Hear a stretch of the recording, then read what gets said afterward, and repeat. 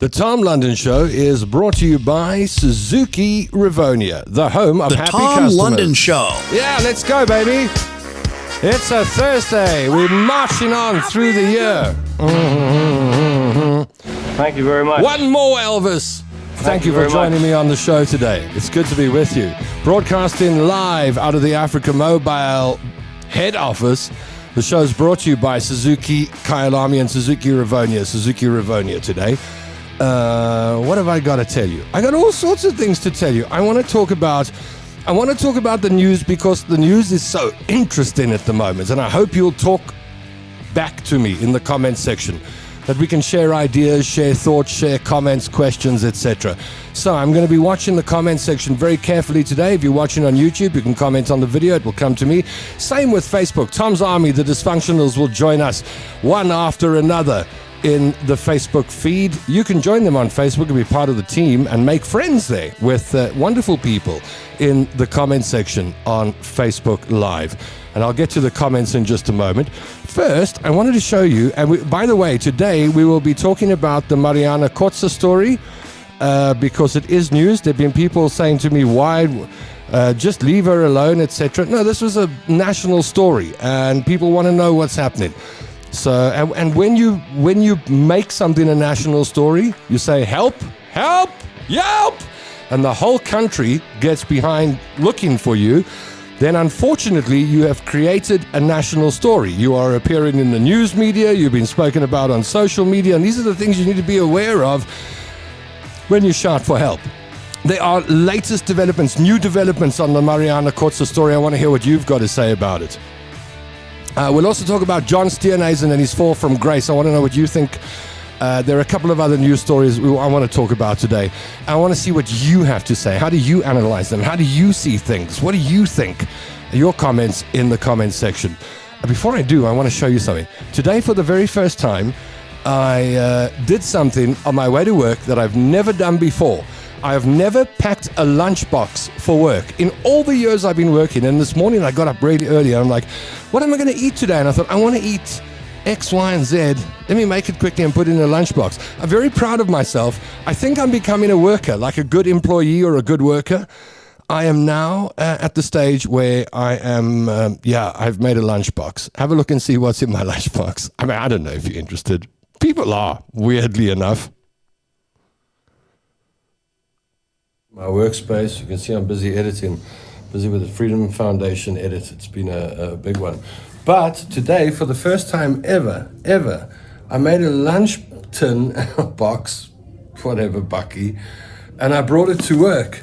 It's my very first lunch bucky, and I even wrapped it with cellophane. I did good stuff here, man. I did good work. Let me get this stuff off. Let's see. What do you think's for lunch? I have some toast. See, I was clever. I never put the butter side up so it didn't put butter on the lid. And then I've got a cheese griller, 2 boiled eggs, and some bacon. And it's supposed to be lunch, but it's 10:05 and I'm going to eat it all now. Did you ever pack lunch for work? What did you pack? Yeah, so that was my lunchbox. I'm so proud of my lunchbox that I have to show you. So that was that. And then there's a little weaver bird that's been building a nest, a little male weaver bird out of the window. Outside the window here. I'm up on the second floor, so high up in the tree there's this little weaver bird that's busy doing his thing. So I've installed a weaver cam. There we go, there's the Tom London Show weaver cam. Every now and then we can just check if he's abandoned it or if he's there. That's outside the studio window. We've got the weaver cam set up.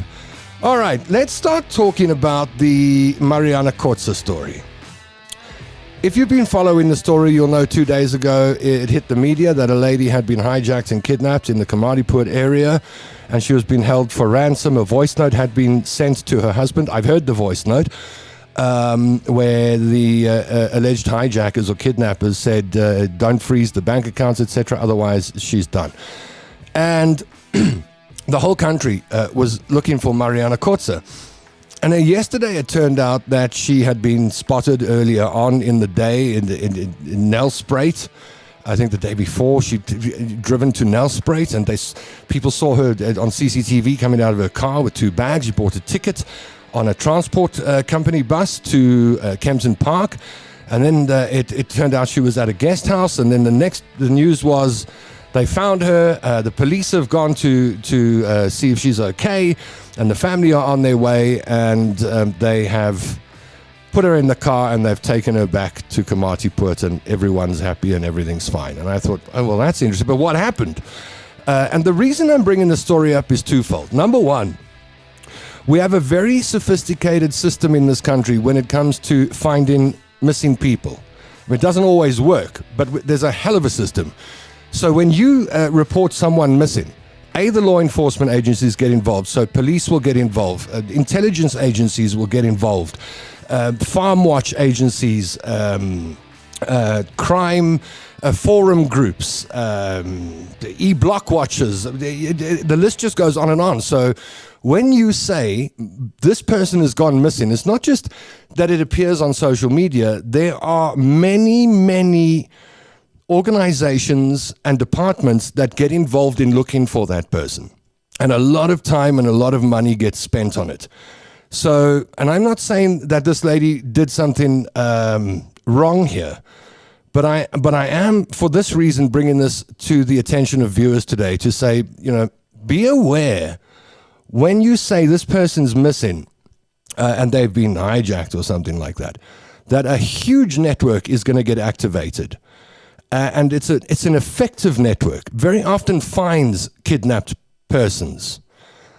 It's not something to be abused or treated lightly, and it's not something to be messed with. And I think when someone goes missing, the onus is on you as the family or the people who are reporting it to give as many details and as much detail as possible so that people can understand what's going on and be on the lookout. Well, it turns out today, just a few minutes ago, the Lohvelder reported that she's back at home in Marloth Park. She's back with her husband. Here's the article. It's in Afrikaans, so I'm going to read the English translation to you. And this is the story according to Mariana Kotze. I want to know what you have to say. Any comments you've got, please. And then at the end, I've got an observation. So the Kokkedoor participant Mariana Kotze slept safely in her bed in Marloth Park last night after a hell that began on Monday. This is according to the Lohvelder. I'm reading verbatim. In a candid interview with Lohvelder this morning, Mariana explained how the kidnapping, which had the country talking, began and ended. Now, this didn't start 2 days ago. It started some time back in June 2025. Now, the newspaper puts it this way. They say the lead up to this week's events originated when Mariana got caught in a web in the cyber world in June 2025. I don't know what that means, caught in a web. Maybe you've got an idea. But the lead up to this week's events originated last year, June 2025, when Mariana got caught in a web in the cyber world. Now, it says in the article, it started innocently with messages on Facebook Messenger. Things escalated quickly, and shortly afterwards, she was regularly extorted for money between June and December 2025. Now, I don't know how or why or what they had on her, because to extort someone, you've got to say, hey, if you don't give me money, I'm going to do this. So I don't know what the I'm going to do this is. Maybe you've got an idea. But this is what she says happens. She was extorted from June to December. She even went so far as to borrow money from friends and gave it to these cyber criminals. And then they threatened to harm her husband if she didn't meet their demands. Now, apparently in December last year, her husband Boerland found out, and he was extremely angry, according to the newspaper. And then she promised her husband that she would stop everything and she would go off Facebook and social media, and she did apparently. However, the criminals still had her phone number, and she carried on communicating with the criminals during that time. Now, on Sunday evening, according to Mariana Kotze, at 9 o'clock, she received a one-time video, and these things do exist. I've checked. You do get videos that are one play only on WhatsApp. and she was instructed to pack her bags and drive to Komatipoort the next morning, Monday morning. So, according to her, she planned to buy a few ingredients at ShopRite Checkers, and she first went into the store to do her shopping, and on her way back to Marloth Park, she was forced off the road by a vehicle. So there's a gap here because she'd been told to go to Komatipoort, she went and did some shopping and then drove home. No mention of meeting or what happened there, but anyway, on her way back to Marloth Park, she says she was forced off the road by a vehicle. She says 2 men jumped into the car with me, held a gun to my head and told me to drive to Malelane.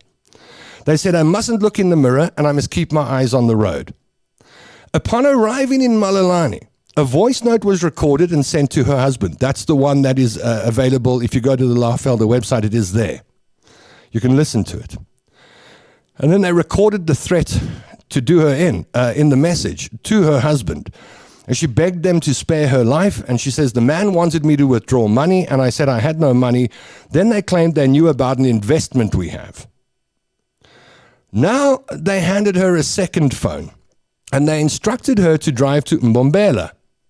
At this point, it seems as if that's the last contact she has with the hijackers. But I'm not sure because it doesn't mention that they were with her after this point. So I'm saying it seems. In Malelane, they handed her the second phone and they told her to drive to Mbombela, to buy a ticket at Limetime Transport, and to go to OR Tambo International Airport. She says she was terrified that they would do something to her husband or harm her family, so she did. She carried on driving, and then she got the bus, and according to CCTV footage, she got in the bus, she took the bus, and then she says she was told to take an Uber to Classic Lodge in Kempton Park. Now, the Laafvelde approached the lodge for comment, and they confirmed that she stayed there, but they didn't. Then she arrived alone. So we know that she arrived at the lodge on her own. However, they didn't want to say any more. She says, I was terrified and felt very unsafe. I was taken to a room and didn't stick my nose out the door. Now, taken to a room, I guess the lodge owner took her to the room, not the criminals. Meanwhile, her husband had already reported her disappearance to the police on Monday, and he spoke to members of the police's intelligence unit. Interestingly, I've got a friend who works in tracing missing people, and this person had made a call and tried to reach out to the family and said, if you need help, I'm available, but he never got a call back. But according to the reports, the husband got hold of the police's intelligence unit, and then on Wednesday, the article says, Mariana gathered the courage and called her children in Canada and told them what was going on. They asked her to stay calm, and then after that, things started moving.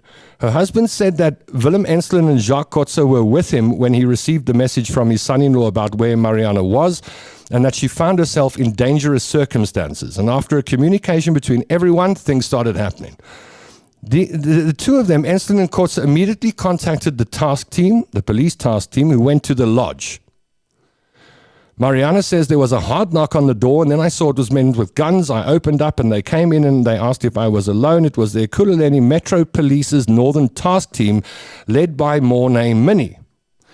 Now, I mean, I'm following the story like you are, and I'm going, okay. But here, I don't understand this part. According to her, they immediately, this is the police, they immediately broke this extra phone's SIM card, so that there could be no further contact from that number. And they also took her to a place of safety where a woman named Heidi looked after her. And then this lady called Heidi took the second phone and smashed it and then threw it in the bushes. And then the two family members immediately rushed to Kempton Park, and she was picked up at a service station yesterday afternoon and brought back to Marloth Park. And the story ends there. I have a question. I mean, it's a question for the police, really. If there's been a case like this and dangerous criminals have done this and they've used an extra cell phone and SIM card, why would you smash it? Why would you smash the SIM card? And why would you leave the second cell phone? And why would another person smash it and throw it in the bushes? That's the part that I'm battling to understand. But be that as it may, she's back at home and she's okay. I am looking at this story and I'm going, does this read true? It certainly is possible, and it looks like, and it happens to people that they get involved in conversations or relationships with people online, and the next thing, that person extorts them. That's very possible. Very, very possible. I find it interesting that the criminals would leave her in Malalane, and then it looks like, according to this article, she doesn't see them again, that there's going to be communication on the phone, but there's no talk about any further communication. I think this story is a warning to anyone who wants to get involved in conversations with people they don't know online. And I'm not pointing fingers because I've done this. When online first started, I remember someone chatting to me for months, sending me pictures of themselves, normal pictures, not naughty pictures. But I was talking to this person, and it was a friendship that was kind of turning into a relationship. And I was getting these pictures, and one day I showed a friend, and they said, "Do you know who that is?" And I said, "No." They said, "That's the model Liebenberg."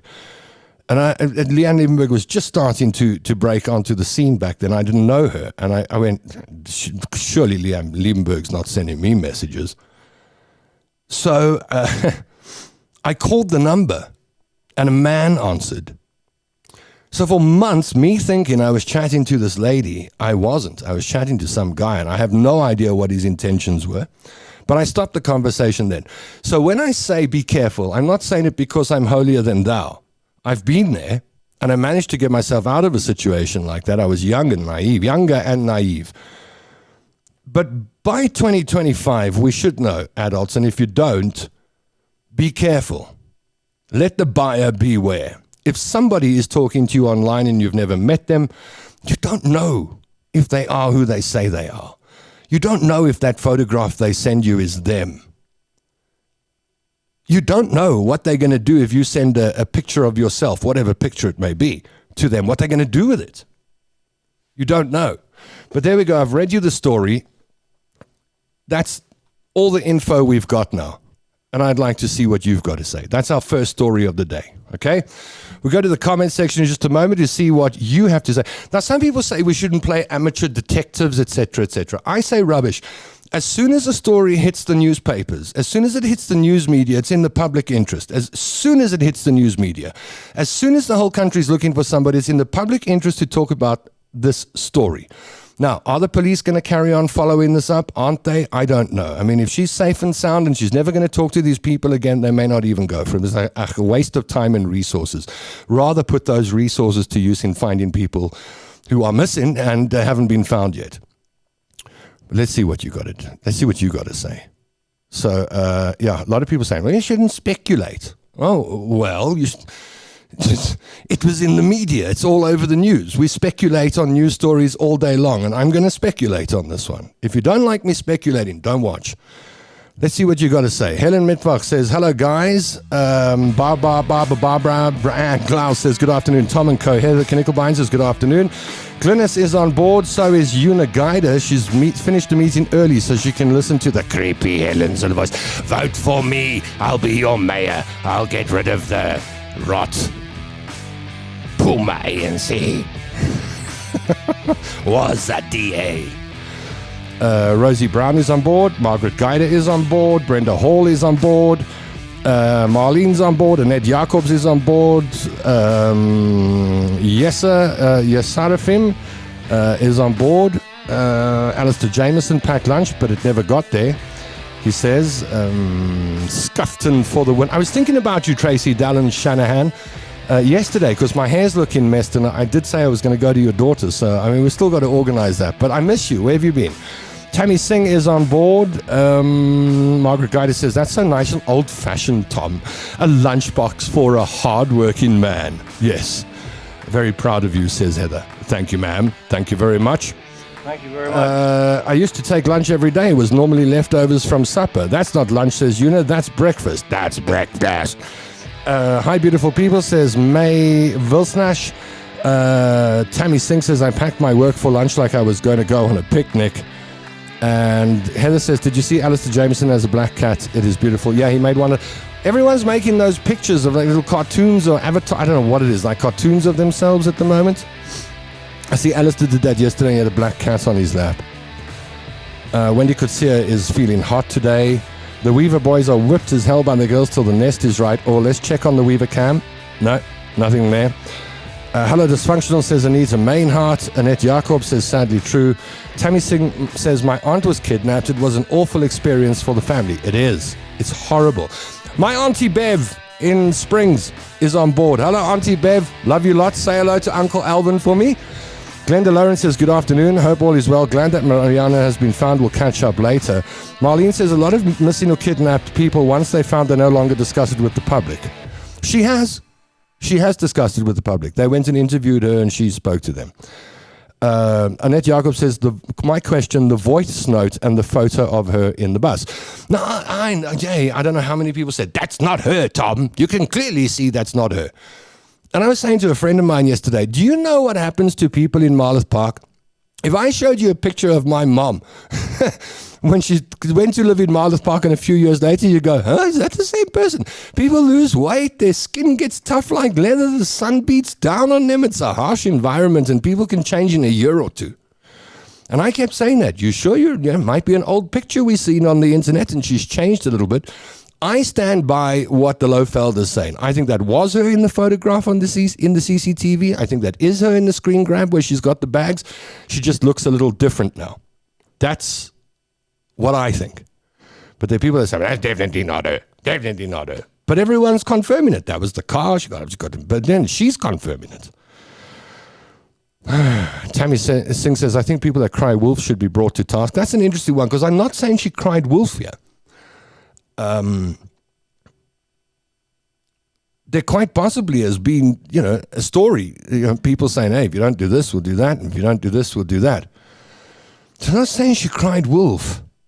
There's just some things in the story I've got question marks about. Like, why did the SIM card get smashed? Why did the phone get smashed? Why haven't the police commented on it? Nothing. Zip from the police.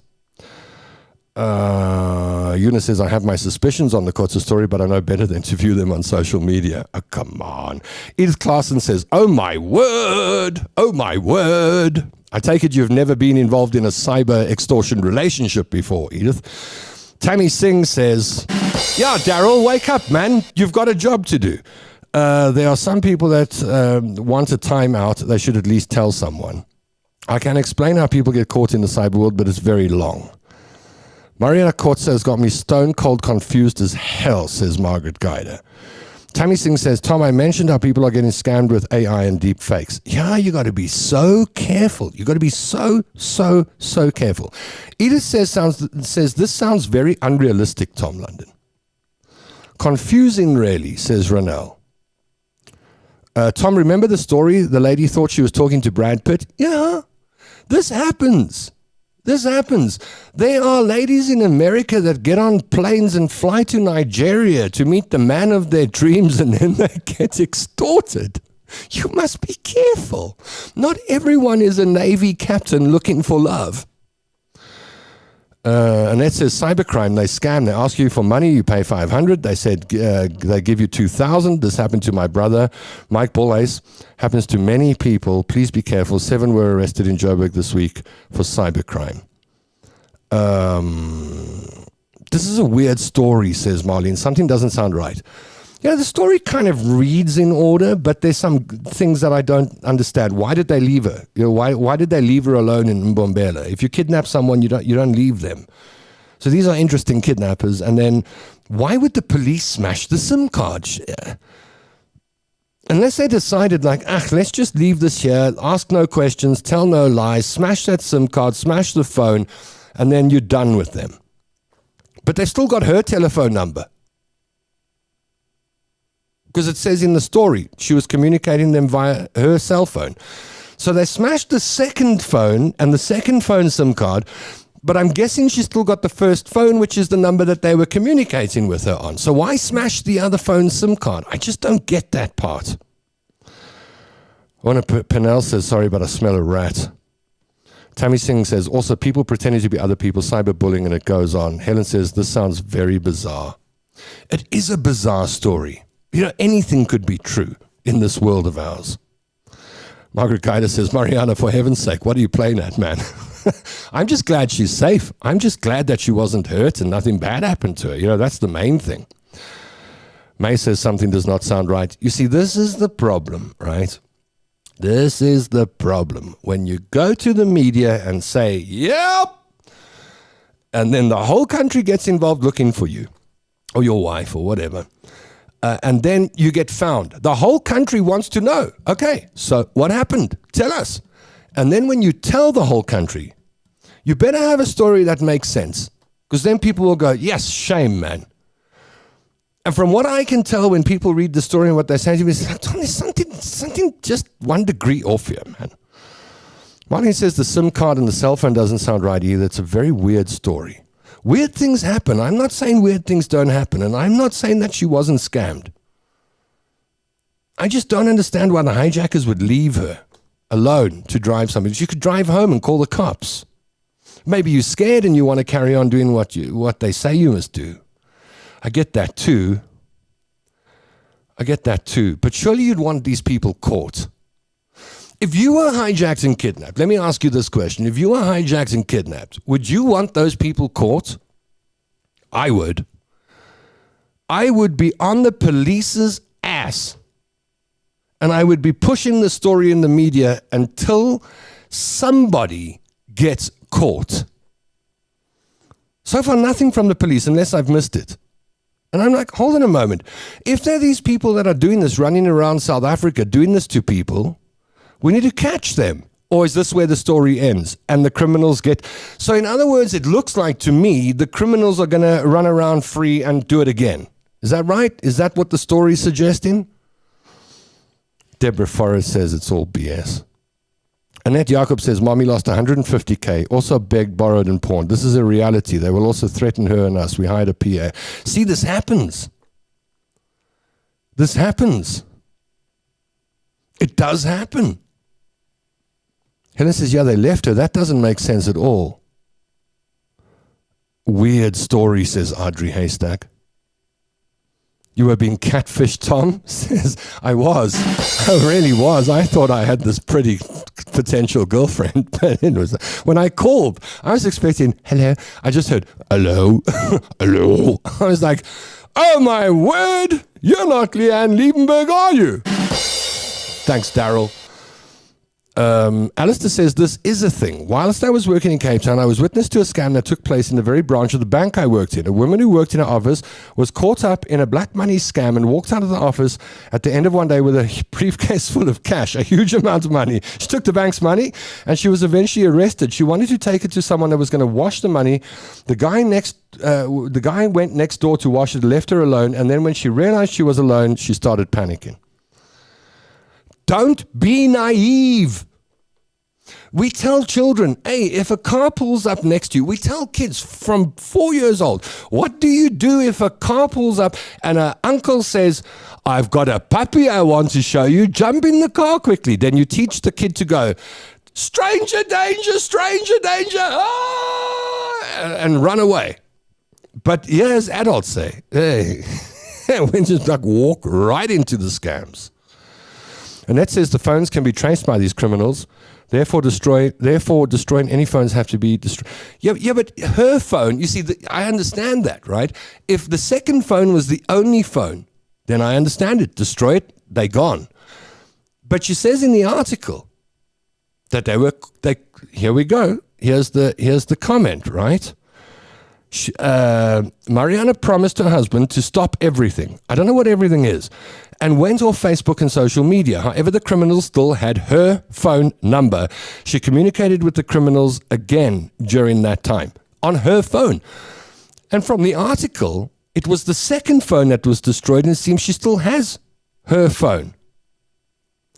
Because the lady called Heidi who smashed the phone, the article says, she smashed the phone the man had given her.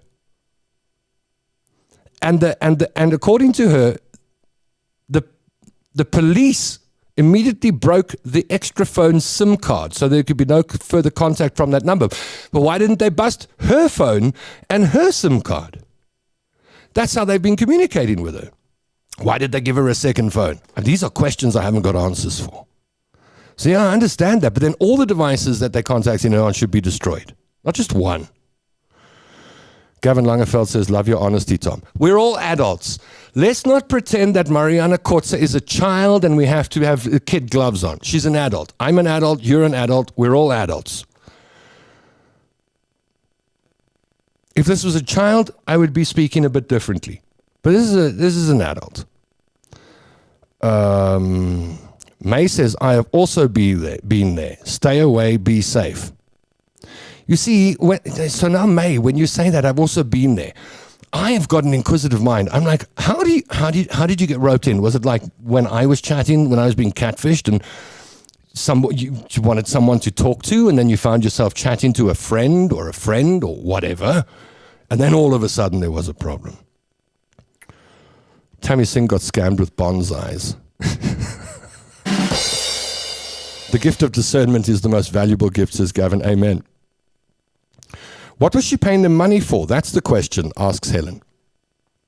Yeah, well, the most of the details we've got on the story, she got caught up. It started innocently with messages on Facebook Messenger. Things escalated quickly. I don't know what that line means. And then shortly afterwards, she was regularly extorted for money for 6 months. Tom, you should organize an interview with Mariana Kotze and get the real story. I'm not sure she'd want to talk to me. I'll try. I tell you what, I'll reach out, I'll try, but I don't think she's going to want to talk to me because I've got questions. Why did the second cell phone's SIM card get smashed? Why did the second cell, but not the first one? Red light warnings to all out there. I agree. Yeah, I mean, I'm talking about this, A, because it's interesting, but B, be careful. Be so careful with your phones. Be careful. They're not just playthings. They're dangerous devices in the wrong hands. Weaver cam, no action on the Weaver Nest. A romance scam or something else? This is what we want to know. And I think Mariana Kotze should tell us exactly what happened so that people can go, all right, if I see that, I know I'm not going down that. It could be something that you and I could respond to and land up in the same situation. But I don't know. I don't know what it means things escalated. Don't get involved with anyone or anything online that you know nothing about. A dangerous game it can be, says Margaret. What was in her bag, says Thea. I think clothes. Hi from Nottingham, UK, says Lisa Holt. Hello, Nottingham, UK. Hello, Lisa. Thank you for joining us. Could we have a drum roll for Lisa, please? And could the Santon audience give Lisa a round of applause? Thank you very much. Thank you. Thank you very much. Luzanne van Rooyen is on board. Liz van Vieren says it's scary out there. Emma van der Merwe says, this happens, Tom. Pensioners are targeted. Don't accept friend requests from people you don't know. I know, especially on Facebook. You know, I get these requests. I got one 3 months ago. Patrice Mutsepe sends me a friend request. Do you really think that Patrice is looking for Tom? It's the last thing he's looking. I'm the last person he's trying to look for. Yeah, Patrice Mutsepe is not sitting on Facebook going, oh, Tom London, better make friends with him. But you see, when you see this, you see, oh, Cyril Ramaphosa wants to be my friend, except, no, he doesn't. He doesn't even know you exist. It's somebody else. Be careful. Be careful, especially if you're over the age of 50. Be careful. Young people are quite, switched on to this. Older people, hey, first it's, oh, hello, and then, oh, the hook tastes nice, and then, off we go to Mongrela.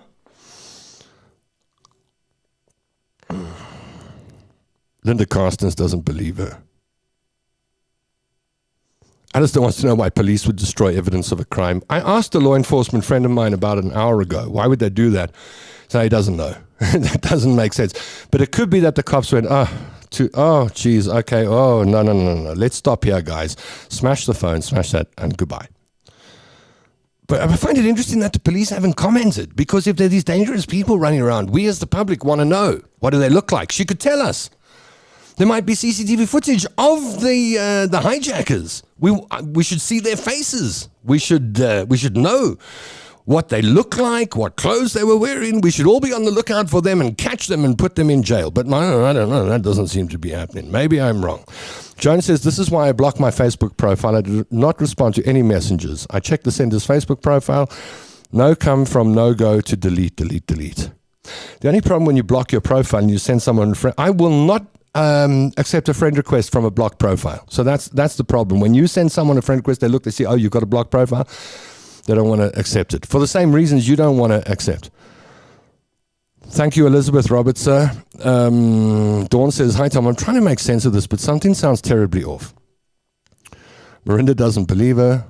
Luzanne van Rooyen sê, die wêreld is mal. Weer goed gebeur. Ja, dis die waarheid. Alette thinks there's more to the story. Mary Ann Elliott says, there are more questions than answers. Not enough people have watched The Tinder Swindler, says Unagaida. That's true. You watch that, you'll be careful. Ulrika Janse van Rensburg in the office behind me says, hello, everybody. I'm just now, there are a lot of messages, so I'm just going to scroll through. Ned says, I do agree it was her. This is not crying wolf. There is major investigations going on. I think, therefore, nothing from the officials. Ask me, I know a lot. As said, I can share your story just too long. It's bizarre, but really happening. Yeah, well, that's my question. Is there a major investigation going on? Because when the police have got a major investigation going on, they will say, we've got a major. I have heard nothing from the police. I don't know if you have. Brenda says, nah, something's off. Helen says, if she said the police did come, then they must come out with a statement. That's what I would expect, but I haven't seen one yet. Tonya Curry, the news hound, says, was there even a hijacking? Was it staged? Why? Insurance claim, unhappy marriage, maybe she's not. I don't know.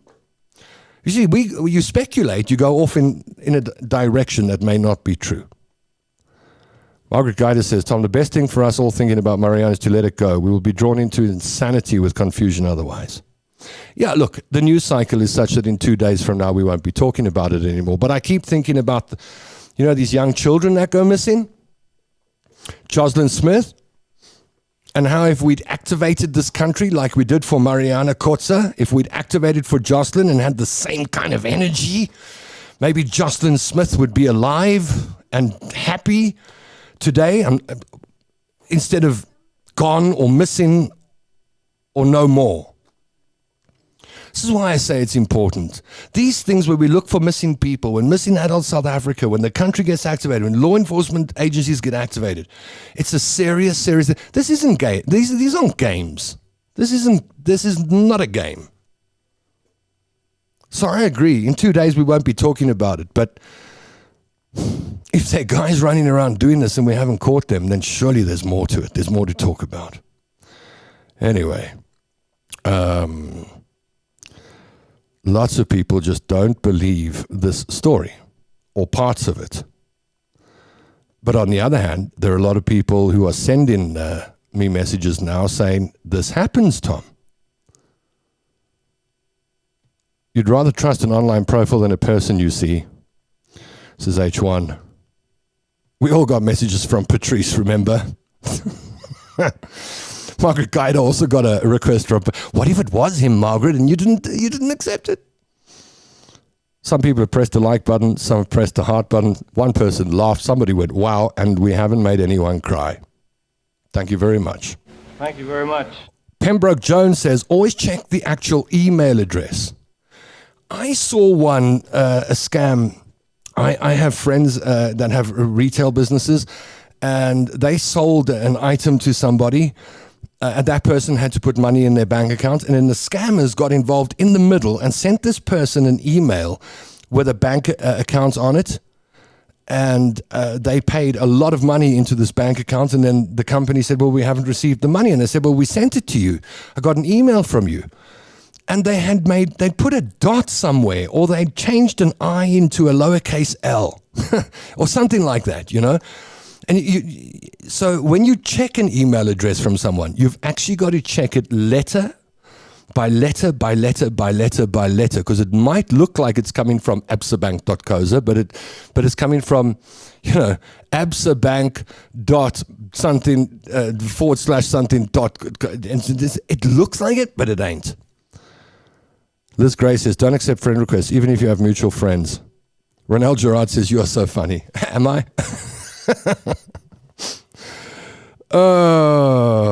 Pembroke Jones says, "Money is a hell of a drug." Yeah, thank you very much. Thank you very much. Jones says, "I think we've been shocked." What have we got here? Elaine Barney says, "The Mariana story sounds a bit off. If I get a friend request on Facebook, I always check if there are any mutual friends. If the name doesn't ring a bell and there are no mutual friends, I delete request." Good idea. Yes, regarding cybercrime, as said recently, arrests were made. This is what I referred to regarding... Yeah, but are you talking about the Mariana Kotze story, or are you talking about another story? Seems we all got friend requests from Patrice Motsepe. And Tom Cruise doesn't want to be your friend either, by the way. And Elon Musk, he also doesn't want to be your... Elon Musk is not sitting at Star City going, "Oh, I need to be friends with Petronell." Thank you. So anyway, I thought I'd bring you the latest details. She's home. Something happened on the phone, on Messenger, between her and someone that escalated, and then they said, "We want money," and then she gave them money for 6 months. The husband got upset. Then someone said, "You better go to Kamadipur tomorrow morning." She went and did shopping and drove home, and on the way home, that's when they... okay. All right. The main thing is that Mariana Kotze is safe. The main thing is that she's safe. And for that, I'm very, very glad. And I'm sure everyone in Marloth Park is very, very glad. And it's good for the area as well, because this isn't just somebody driving down the road deciding they're going to have a go at you on the main road of Kamatiput. And by the way, Kamatiput, I've spoken about Marloth and Kamatiput, but Kamatiput is right on the border post. It's where a lot of stolen cars go through. The law enforcement intelligence gathering capability in that area is off the charts. You walk down the street in Kamatiput, you're on a camera, guaranteed. So yeah, I'm glad she's safe. I suppose we won't get all the details we want, and I suppose we won't hear from the cops about it. But anyway, I wanted to bring you that. She's home and she's told the story to the Lohfelder. You can go onto the Lohfelder online and look at the story. You can listen to the voice note that was sent to the husband, etc. Something about that voice note doesn't sound right. You know, I'm an audio guy. Sounds like someone was reading something. I don't know. But anyway, we'll leave it there, right? The other big story is John Steenhuisen and his fall from grace, and these allegations that he breached the DA tithe policy, but how he stayed. This is IOL story today. I want to talk about John Steenhuisen for a second. I'll do that in just a moment. Let's follow Tracy as she takes delivery of her brand new Suzuki Swift. With its Novell orange pearl paint, the car is the perfect fit for stylish Tracy. Everyone is eagerly awaiting the fitting of the number plates and the first drive. The service was superb.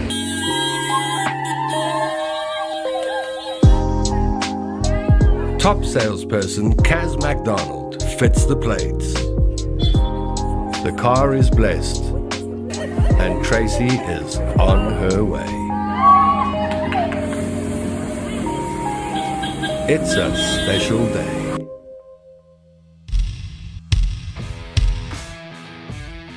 Yeah, John Steenhuisen.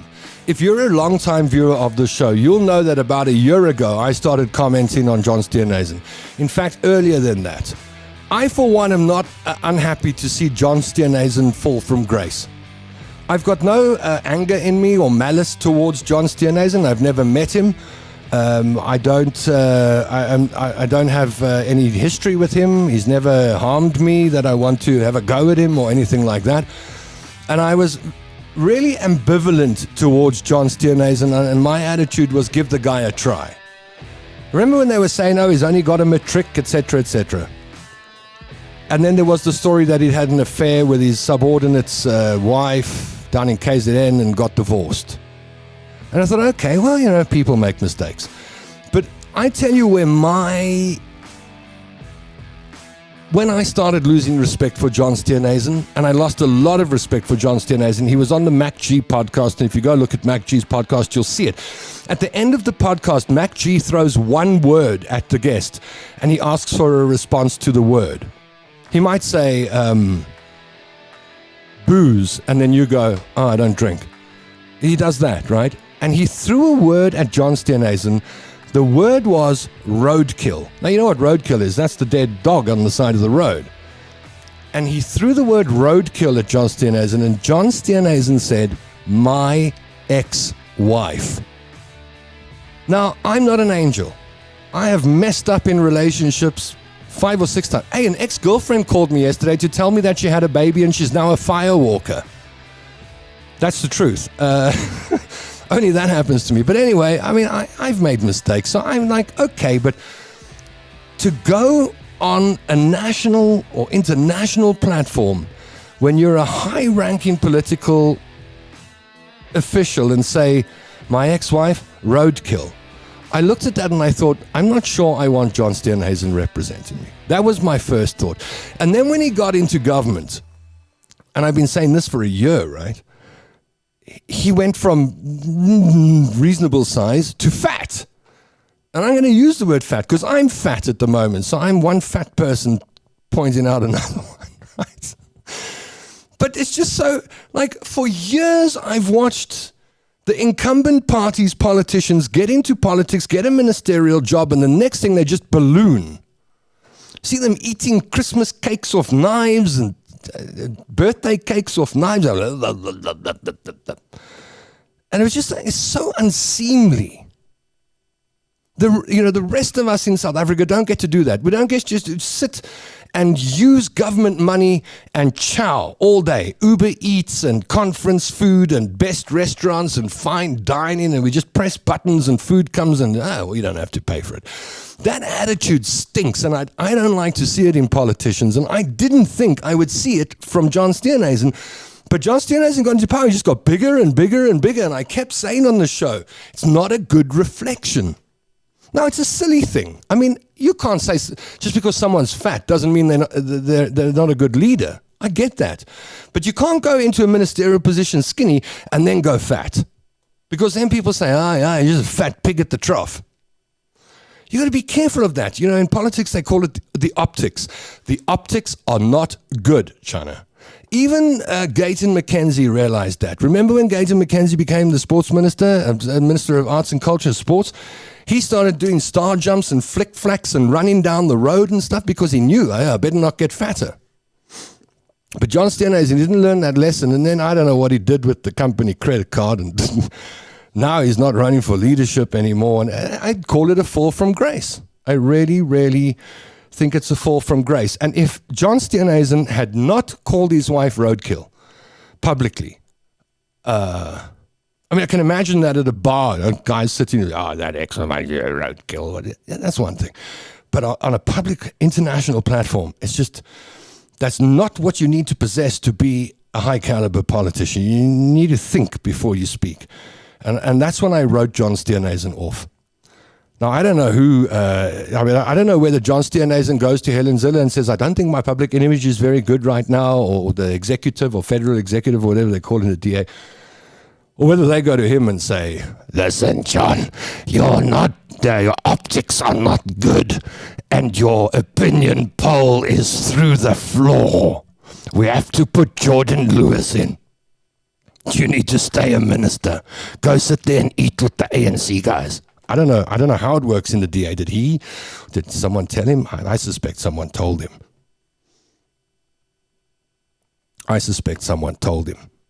So that's the John Steenhuisen story. We've got just enough time for another story or two. Let's roll through some of the IOL stories. This guy went to play cards, and then a friend shot him or stabbed him. He was playing cards with friends, and then they stabbed him. I got nothing to say about that. This I've got something to say about. Suleiman Karim fails in a court bid to halt the Madlanga Commission subpoena. So Madlanga Commission said, come and explain why you paid all those millions to, I think it was Kat Matlala. And he went to the High Court and said, urgent application. They're trying to call me, I need an urgent. And they said, well, no, this is not urgent. You've had months. You've had months, China. They called you months ago. And they dismissed it. So Suleiman Karim, with a bit of luck, will have to go and answer why he's giving millions or huge amounts of money to criminals. Good. Go answer, Suleiman. This one interests me. Oh, Louis Liebenberg. Have you been watching him?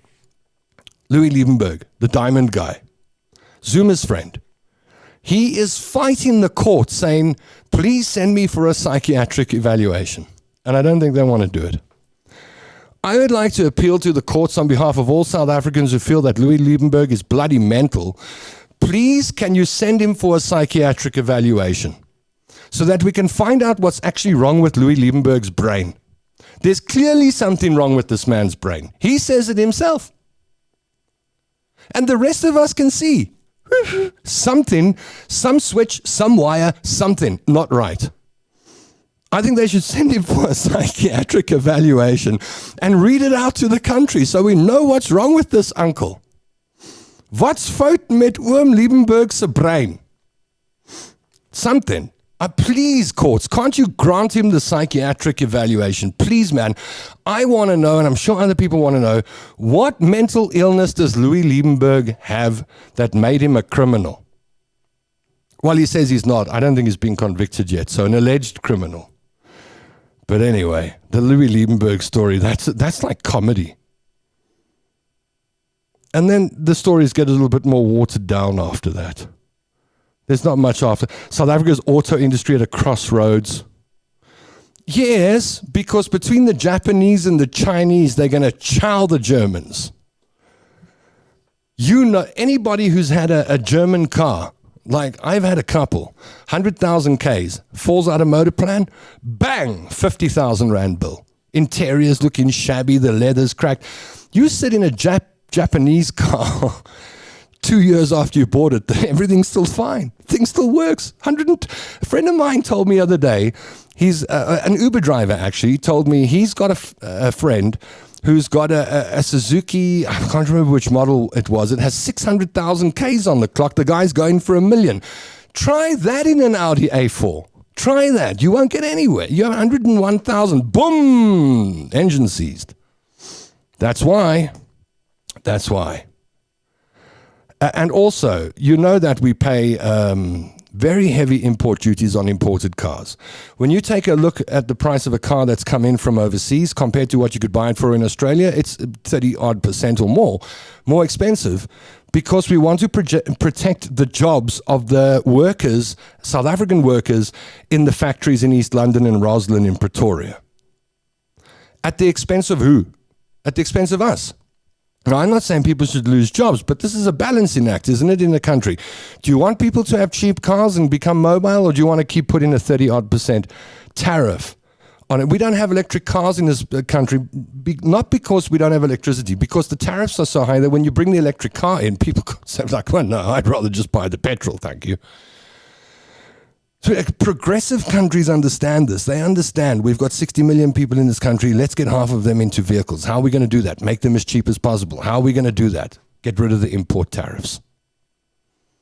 But then the unions and the local manufacturers, no, we're going to lose our jobs. Ach man, there isn't a person in South Africa who hasn't lost a job at least once. That's my opinion. I don't think there's been a South African who hasn't lost a job at least once, man.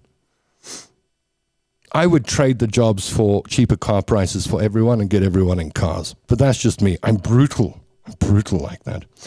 The fault with Oom Liebenberg's brain is that he only has 2 brain cells and they're both fighting to be alpha male, says Anita. Thanks, Daryl. Liebenberg is effed up. He must be punished. Stop playing around. He does not want to go, Tom. And I agree that Oom must go. Oh, he does not want to go? Is that what's happening? Have I got this wrong? Let me just check. Either you're wrong or I'm wrong. It's quite possible that I'm wrong. Let's have a look here and just delve into the story a bit deeper with this Louis Liebenberg story.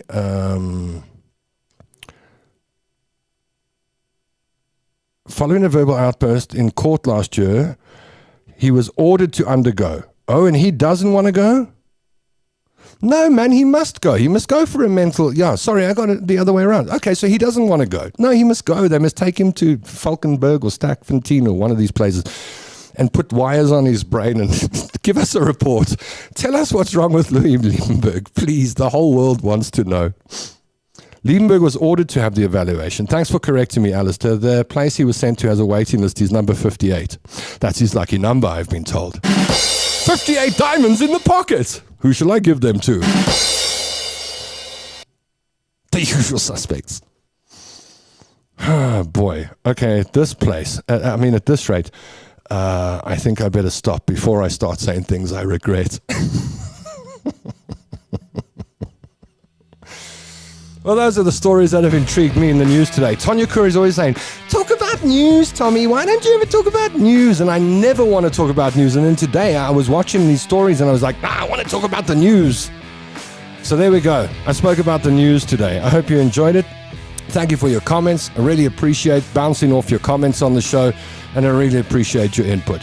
Thank God that Mariana Kotze is safe. Let's hope that if those criminals are running around kidnapping people, that they will be caught by the police. And let's hope that if the story is a little bit like Dear Makar, that, it will blow over. And, try not to shout help too loud if you don't really need it. I'm not saying her, I'm just saying in general. Anyway, that's it. Thank you for pressing the like button. Thanks for pressing the heart button. Thanks for pressing the ha-ha button. And one person went, wow! Wow! Those are our friends on the show. I see these guys on podcasts. The latest one is they go... on the podcast, they go...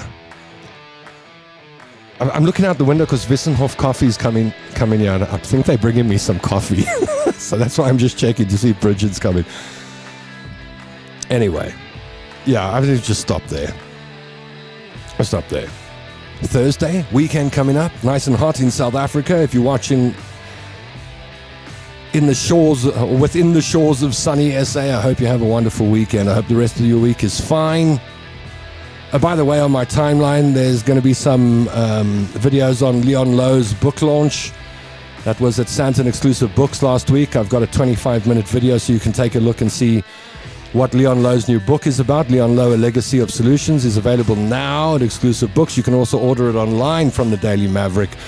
There's a link on my page where you can go buy the book. But if you're wondering what it's about and you want to learn a little bit more about Leon, then probably tomorrow morning there'll be a video up that's got 25 minutes of Leon, and Busi Mavuso from Business Leadership South Africa spoke, Davy Root, interesting people, Tim Cohen, the author. And so that piece of content will be up tomorrow. Look out for it.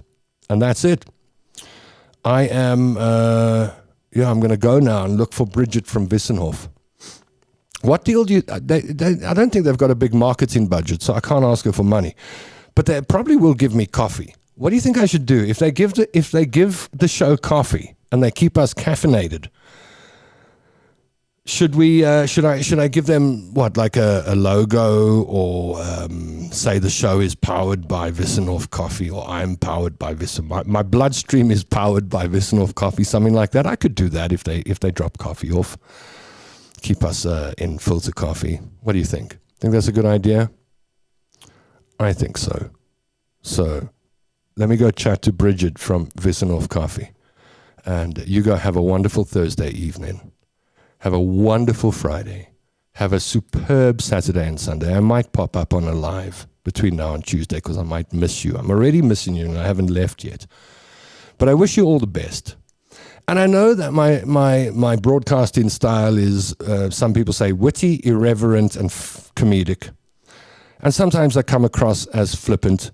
But I really, really, really was concerned about Mariana Kotze. I really, really, really was. And I jumped in the moment I saw that and went, let's try and find this lady. And so my wishes for people, including John Steenhuisen and Louis Liebenberg and Mariana Kotze, is that they have a good sleep and that everything comes right in their lives. That's my wish. And I'm glad she's safe. And that's my wish for you. My wish for you is that you have a good sleep tonight, that you wake up feeling great tomorrow, and that you have a wonderful weekend. And my big wish is that you'll join me on Tuesday. Yeah. So thank you to the people who pressed the buttons. Those are the friends, like I say, Diary of a CEO, Diary of a CEO, Diary of a CEO, and podcasts like that, they say, please press the like button because it will help us with the algorithm. No, man, I'm not going to beg you to press the like button. If you don't want to press the like button, that's your choice. But I'm not going to take your finger and make it press the button. I'm just going to tell you, if you press the button, you're a friend. You're a China. If you're not, you like an ex-girlfriend. That's your choice. Press the button, don't. See if I care. I'll see you on Tuesday, 3 o'clock. Don't be late. This show was brought to you by Suzuki Rivonia.